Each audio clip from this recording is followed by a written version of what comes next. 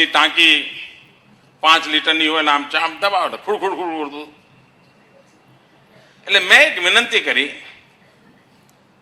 કે કમસે કમ પ્લાસ્ટિકની કોથળીમાં 2 ઈંટો મૂકીને એક કોથળી તમારા ફ્લશમાં મૂકી દો ને, તો આજે 5 લીટર પાણી ભરે છે એના બદલે 3 લીટર ભરશે અને તમે દબાવશો ત્યારે તમારું કામ 3 લીટરમાં થવાનું છે. 2 લીટર પાણી બચશે ભાઈ. ઉપાય સહેલો છે કે નહીં ભાઈ? બોલો તો ખરા.